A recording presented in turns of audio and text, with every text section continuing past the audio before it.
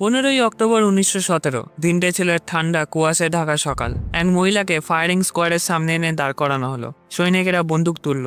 এক দীর্ঘ নিঃশ্বাস, তারপর কুয়াশার বুক চিরে ছুটে এলো গুলির শব্দ। তিনি মাটিতে পড়ে গেলেন। সেই মহিলা কোনো সাধারণ মহিলা ছিল না। বিশ্ব তাকে চিনেছিল মাতা হারি নামে, একজন এক্সোটিক ড্যান্সার, রহস্যময় নারী এবং সবচেয়ে বড় পরিচয় একজন সন্দেহভাজন গুপ্তচর। কিভাবে এই এক্সোটিক ড্যান্সার থেকে এই বিশ্বযুদ্ধের গুপ্তচরে এই নারী জড়িয়ে পড়ল? তার আসল পরিচয় কি ছিল? সে কি সত্যি গুপ্তচর ছিল নাকি কেউ তাকে ফাঁসিয়েছিল? চলুন আজকে ইতিহাসের পর্বে জেনে নেওয়া যাক এই রহস্যময় নারীকে। সে কিন্তু সবসময় মাতা হারি নামে পরিচিত ছিল না। এই রহস্যময় নাম, খ্যাতি আর গুপ্তচর বৃত্তির অভিযোগের বহু আগেই সে ছিল মার্গারেথা গেরট্রুইডা জেলে। 1876 সালে নেদারল্যান্ডসের লিওয়ার্ডেন নামের এক ছোট্ট শহরে জন্ম নেওয়া এক সাধারণ মেয়ে। ছোটবেলায় তার জীবনে কোনো ইঙ্গিত ছিল না যে একদিন সে এমন ছায়াময় নাটকীয় জীবনের পথে পা বাড়াবে। তার বাবা ছিলেন একজন ধনী টুপি ব্যবসায়ী, যিনি মার্গারেটাকে খুব ভালোবাসতেন। তাকে আদর করে ডাকতেন লিটল প্রিন্সেস। একসময় পরিবারটি বিলাসিতায় জীবন কাটাতো, কিন্তু হঠাৎ করে সবকিছু বদলে গেল। বাবার ব্যবসা ভেঙে পড়ল, দেউলিয়া হয়ে গেলেন তিনি। তারপরেই ভেঙে পড়ল তার মা বাবার সম্পর্ক এবং মাত্র 15 বছর বয়সে মার্গারেটা হারালেন তার মাকে। যে মেয়েটি একসময় সিল্কের পোশাকে ঘেরা এক রাজকীয় জীবনে অভ্যস্ত ছিল, সেই হঠাৎ করে পড়ে গেল এমন এক জগতে যেখানে তার ভাগ্য বা কষ্টের খোঁজ নেওয়ার কেউ ছিল না। 18 বছর বয়সে দারিদ্র্য আর একাকিত্ব থেকে পালাতে চেয়ে সে সাড়া দেয় একটি পত্রিকায় ছাপা বিজ্ঞাপনে। একজন ডাচ ঔপনিবেশিক সেনা অফিসার রুডল্ফ ম্যাকলাউড খুঁজছিলেন এক জীবনসঙ্গিনী। তাড়াহুড়ো করেই তাদের বিয়ে হয়। এরপর মার্গারেটা চলে যায় ডাচ ইস্ট ইন্ডিজে, আজকের ইন্দোনেশিয়াতে, নতুন জীবনে আসায়। কিন্তু সে আসার বদলে পেয়েছিল এক বিভীষিকা। রুডল্ফ ছিল তার চেয়ে অনেক বড়, প্রচুর মদ্যপান করত এবং অত্যন্ত রাগী। সে ছিল সন্দেহপ্রবণ, সহিংস আর অবিশ্বস্ত। বিয়েটা ছিল বিষাক্ত, কিন্তু মার্গারেটা থেকে যায় 2 সন্তান, একটি ছেলে ও একটি মেয়ের কথা ভেবেই। কিন্তু দুর্ভাগ্য এখানেই থামেনি। হঠাৎ করেই তার ছেলে মারা যায় রহস্যজনকভাবে। সম্ভবত এক চাকর তার স্বামীকে লক্ষ্য করে বিষ দিয়েছিল। সেই মৃত্যুর ধাক্কা মার্গারেটাকে ভিতরে ভিতরে ভেঙে দেয়। মেয়েটি বেঁচে যায়, কিন্তু বিয়েটা আর টেকে না। বহু বছর মানসিক যন্ত্রণা, প্রতারণা আর শোকের পর তারা আলাদা হয়ে যায়। মার্গারেটা ইউরোপে ফিরে আসে, ভাঙা মন আর শূন্য হাতে। তার মেয়েকে রেখে যেতে হয়েছিল অন্যের জিম্বায়। 1903 সালে সে এসে পৌঁছালেন প্যারিসে। হাতে কিছুই ছিল না, না ছিল টাকা, না কোনো পরিচিতিজন, ছিল শুধু বাঁচার এক অসীম তাগিদ। কিন্তু অর্থের অভাব যেটা পূরণ করতে পারেনি, সেটা পূরণ করেছিল তার সৌন্দর্য, আকর্ষণ আর কল্পনার জাদু।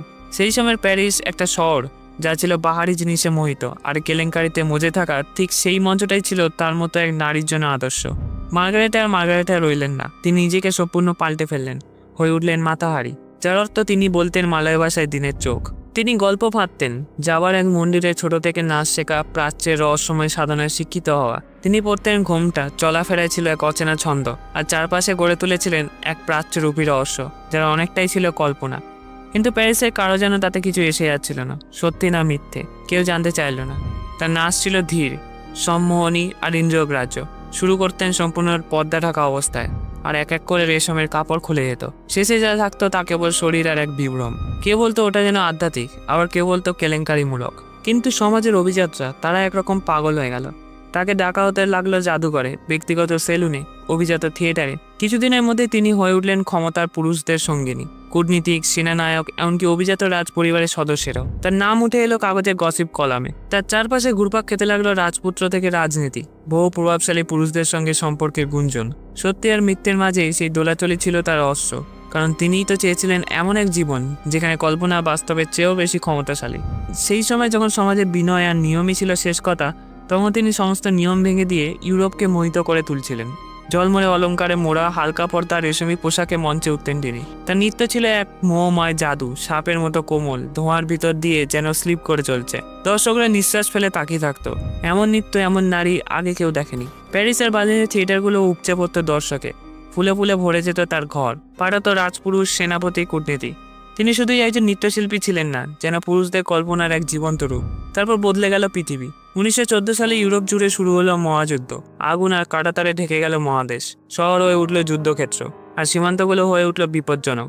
বিশ্বাস যেন বিলাসিতার মতো বিলুপ্ত হতে লাগলো। কিন্তু মাতা হারি তখনও নাচতেন, দেশ থেকে দেশে যেতেন, প্রেমিক থেকে প্রেমিকে, পক্ষ বদলে চলতেন। যুদ্ধের ছায় তার আকর্ষণ কমেনি, বরং আরো বিপজ্জনক হয়ে উঠেছিল। তিনি সম্পর্ক রাখতেন প্রভাবশালী পুরুষদের সঙ্গে, জেনারেল, গুপ্তচর সংস্থার অফিস, রাজনীতিবিদ, মিত্র এবং শত্রু দুই পক্ষই। তিনি বলতেন রাজনীতি তাকে স্পর্শ করেনি, তিনি কেবল এক নারী, বাঁচার চেষ্টা করছে এক নিষ্ঠুর দুনিয়ায়। যখন প্রথম বিশ্বযুদ্ধ ইউরোপ জুড়ে তাণ্ডব চালাচ্ছিল, তখন ধীরে ধীরে বদলাতে শুরু করলো মাতা হারির জীবন।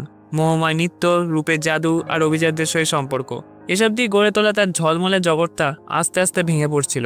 যুদ্ধ সবকিছু বদলে দিল। সীমান্ত বন্ধ হয়ে গেল, ভ্রমণ হয়ে উঠল বিপজ্জনক, আর ধনীরা একে একে উধাও হয়ে গেল। প্যারিসে তার নাচ আগের মতো আলো ছড়াতো না। তিনি বয়সে বড় হচ্ছিলেন, খ্যাতি ফিকে হচ্ছিল। এই সময় মাতাহারির জীবনে আসে ভাদিম মাসলভ, ফরাসি সেনাবাহিনীতে নিযুক্ত এক সুদর্শন রাশিয়ান পাইলট। তখন ওর বয়স কেবল 20 কোটায়, যুদ্ধের ময়দানে আহত হয়ে হাসপাতালে বিছানায় বিশ্রামে। আর মাতাহারি তখন 40 কোটা।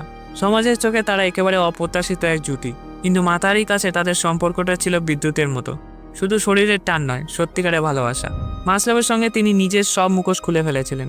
তাকে লিখতেন নানান চিঠি, সুযোগ পেলে ছুটে যেতেন দেখা করতে। আর যখন মাসলভকে যুদ্ধের ফ্রন্টে পাঠানো হয়, তখন সে যেন মাতাহারির একমাত্র লক্ষ্য হয়ে দাঁড়ায়। যেভাবেই হোক তাকে আবার দেখতে হবে। ফ্রান্স তখন এক সুযোগ দেখতে পেল।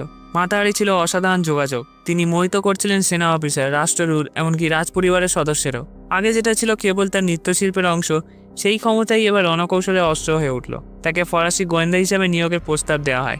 কোডনেম দেওয়া হয় H-21। প্রতিশ্রুতি দেওয়া হয় অর্থ, স্বাধীনভাবে চলাফেরা করার অনুমতি, আর শুধু একটাই শর্ত, জার্মান অফিসারদের কাছ থেকে মায়ায় ফুসলি বের করে আনতে হবে গোপন তথ্য। কিন্তু ফরাসিরা হয় জানতো না, অথবা জানলেও না জানার ভান করেছিল। মাতাহারি আগেই যোগাযোগ করেছিল জার্মান গোয়েন্দাদের সঙ্গে। অনেক বছর আগে তিনি জার্মানদের কাছ থেকে কিছু অর্থ নিয়েছিলেন, নাকি সামান্য কিছু অপ্রাসঙ্গিক বা আগেই জানা তথ্যের বিনিময়। তার দাবি তিনি কখনোই কোনো গুরুত্বপূর্ণ তথ্য দেননি। তার নিজের কথায় এটা ছিল এক বাঁচার কৌশল। বিশ্বাসঘাতকরা তার টিকে থাকার মাঝে তার জন্য কোনো স্পষ্ট রেখা ছিল না। তিনি নিজে কোনো বিশ্বাসঘাতক ভাবতেন না, ভাবতেন তিনি কেবল সেই খেলা করছেন যেটা সবাই খেলছে। কিন্তু এবার সেই খেলাতেই তিনি এমনভাবে জড়িয়ে পড়লেন যার নিয়ন্ত্রণ তার হাতে আর রইল না। যখন তিনি স্পেনে পৌঁছালেন ফরাসি নির্দেশে এক জার্মান অফিসারের কাছে তথ্য পৌঁছে দিতে, ঠিক তখনই জার্মানরা একটি ওয়্যারলেস মেসেজ পাঠালো তার সম্পর্কে। এক আশ্চর্যজনকভাবে তারা সেই কোড ব্যবহার করলো যেটা ফরাসিরা আগেই ভেঙে ফেলেছিল। কেন? তারা কি সন্দেহ করেছিল মাতাহারি পক্ষ পাল্টেছে, নাকি তারা চাইছিল সে ধরা পড়ুক, নাকি নিছক অসতর্কতা? যাই হোক, সেই মেসেজেই ভাগ্য নির্ধারণ হয়ে গেল মাতাহারি। ফ্রান্স তখন প্রবল চাপের মধ্যে। যুদ্ধক্ষেত্রে হাজার হাজার মানুষ মরছে, দেশের মনোবল ভেঙে পড়ছে। সবাই চাইছিল একজনকে দোষারোপ করতে, আর মাতাহারি একজন বিদেশিনী যিনি দুই পক্ষ থেকে টাকা নিয়েছিলেন, যিনি বিখ্যাত ছিলেন তার মোহ ও রহস্যজনক আচরণের জন্য। তাকে দোষারোপ করা যেন এক প্রলোভনীয় সুযোগ হয়ে দাঁড়ায়। 1917 সালের ফেব্রুয়ারি মাস প্যারিসের এলিসি প্যালেস হোটেলের ঘর থেকে গ্রেপ্তার করা হয় তাকে। হতভম্ব আর হতাশ মাতাহারি তখনও বিশ্বাস করছিলেন তিনি কোনো অপরাধ করেননি। তিনি ভাবতেন কথা বলে হয়তো ঠিক বুঝিয়ে নেবেন। আগেও তো পেরেছিলেন, রাজা, জেনারেল, মন্ত্রী, সবার মন জয় করতেন তিনি। কিন্তু এইবার আর কেউ ছিল না মুগ্ধ হওয়ার মতো। যার জন্য তিনি সবকিছু ত্যাগ করেছিলেন, ভাদিম মাসলভ সেই সামনে এসে কিছু বলল না, সাক্ষ্য দিতেও অস্বীকার করলো। বরং ফরাসি কর্তৃপক্ষকে বলল মাতাহারি খুব বেশি খোলামেলা আর বেপরোয়া, তার উপর ভরসা করা যায় না। এই শীতল আর কড়া সাক্ষ্যটাই হয়তো তার ভাগ্য নির্ধারণ করে দিল। কেউ এগিয়ে এলো না। শেষ পর্যন্ত যারা একসময় তাকে ব্যবহার করেছিল তারাই যেন অচেনা এক মুখে পরিণত হলো। তার বিচার হলো দ্রুত, এক নির্মম। মিলিটারি ট্রাইব্যুনালের পিছনের দরজায়, গোপনে। কোনো শক্ত প্রমাণ ছিল না, কেবল কিছু পরিস্থিতির সূত্র, কিছু অনুমান। কিন্তু তিনি ছিলেন একজন বিদেশিনী এবং জার্মানের কাছ থেকে টাকা নিয়েছিলেন। সেটাই যথেষ্ট ছিল। তাকে শুধু একজন গুপ্তচর নয়, একজন ফেম ফেটাল রূপে উপস্থাপন করা হলো, যিনি শরীরকে হাতিয়ার বানিয়ে রাষ্ট্রকে নিয়ন্ত্রণ করতে চাইতেন।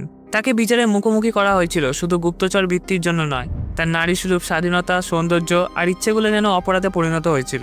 1917 সালের 15ই অক্টোবর খুব ভোরে ঘুম থেকে উঠলেন মাতাহারি। নিজেকে সাজালেন যথেষ্ট গর্বের সঙ্গে। তাকে চোখ ঢাকা কাপড় দেওয়া হয়েছিল, কিন্তু তিনি তা নিতে অস্বীকার করলেন। জিজ্ঞেস করা হলো শেষ কিছু বলবেন? তিনি চুপ ছিলেন। গুলিবর্ষণের দলটির দিকে শান্ত চোখে তাকিয়ে রইলেন। কেউ কেউ বলেন তিনি একটু হাসলেন, কেউ কেউ বলেন তিনি চুমু ছুড়ে দিলেন। কিন্তু কিছুই আর ম্যাটার করে না। পরের মুহূর্তেই 12টি বুলেট তার শরীর বিদ্ধ করলো। তিনি মারা গেলেন, না প্রেমিকা হিসেবে, না নৃত্যশিল্পী কিংবা গুপ্তচর হিসেবে, বরং একা নিঃসঙ্গ এক নারী হিসেবে, যাকে একসময় সারা দুনিয়া দেখেছিল মোহিত হয়ে। মাতাহারির কাহিনী বিশ্বাসঘাতকতার নয়, এ এক ছায়া আর ভ্রমের গল্প। সে ভালোবেসেছিল, চেয়েছিল সত্যিকারের কিছু, কিন্তু পৃথিবী আর যাকে সে তার হৃদয় দিয়েছিল তারা কেউই তাকে ভালোবাসেনি। কেমন লাগলো আজকের ভিডিও কমেন্টে অবশ্যই জানাবেন। চ্যানেলে নতুন হলে অবশ্যই সাবস্ক্রাইব করবেন। খুব তাড়াতাড়ি আসছি আরেকটা ভিডিওর সাথে। ধন্যবাদ।